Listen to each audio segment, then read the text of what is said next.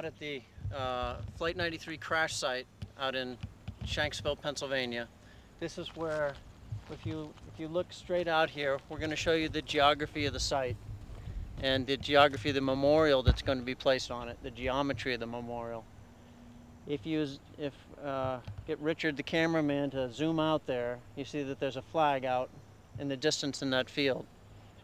That's the point at which the Flight 93 crashed into the ground as the heroic passengers and crew of Flight 93 wrested control of the plane from the hijackers and smashed the plane into the ground, smashing their murderers into the ground and dying themselves, saving our country from a terrible blow. That plane was headed, the 9/11 Commission report says, to either the White House or the Capitol building.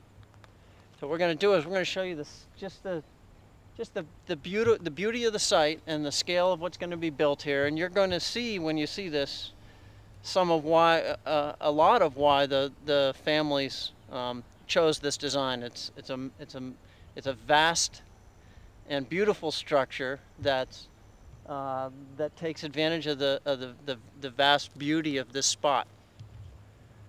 So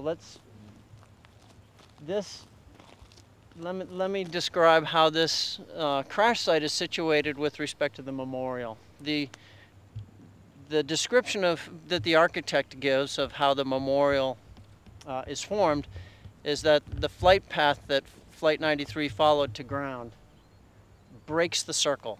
So as the airplane comes in from the north-northwest, it breaks off a chunk of the circle, it's a huge chunk of circle, half-mile wide, and creates a vast crescent. Well, directly between the points of that crescent, in roughly the position of the star on an Islamic crescent and star flag, sits the crash site.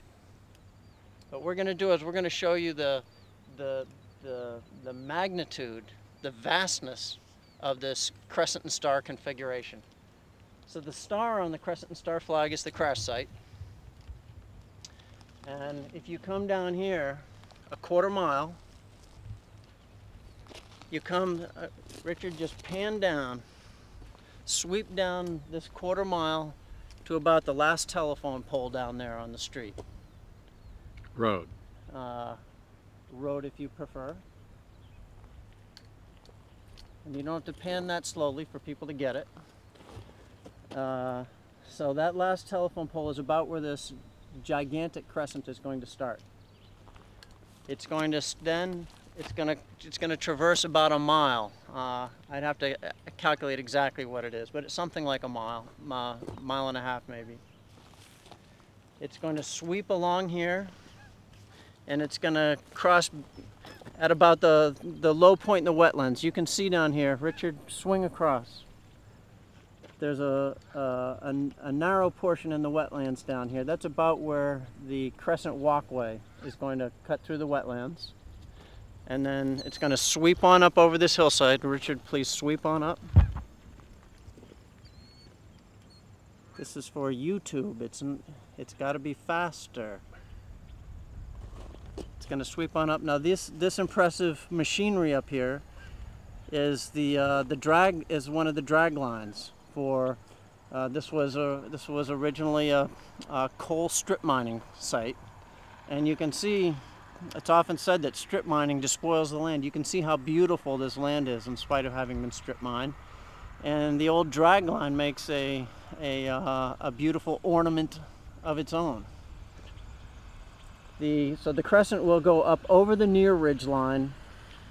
I'm not sure exactly how far, but up over the near ridge line. As Richard sweeps up, you're going to see the temporary memorial, and the crescent structure will go up behind that temporary memorial, and it will continue up onto the far ridge line you see there.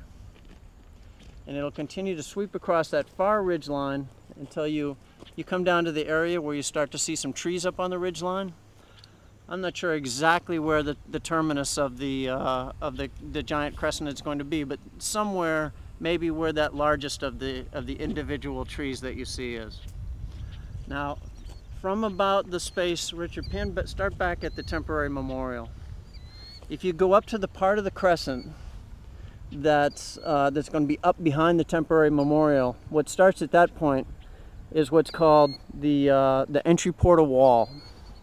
And it starts low at that point, and it starts growing as it proceeds up the ridge line, until by the time it gets up to the point where the flight path breaks the circle, it's this absolutely massive 50-foot tall wall, and this whole structure is about 1,000 feet long. So what you've got is a 1,000-foot long wall tapering from 50, 60 feet tall out at the end to nothing as it starts up beyond the temporary memorial.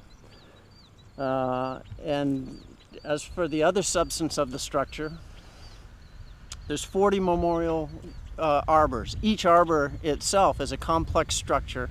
I think it's about 6 trees wide and about 18 trees deep.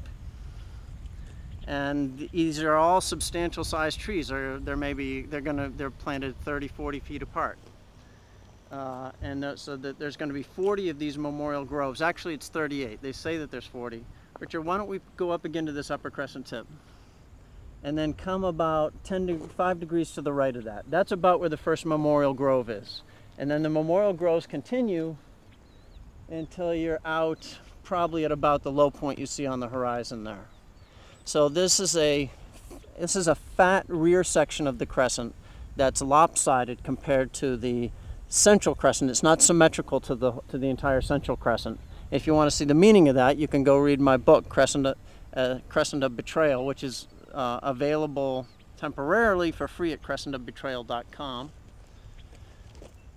So this is these 40 arbors.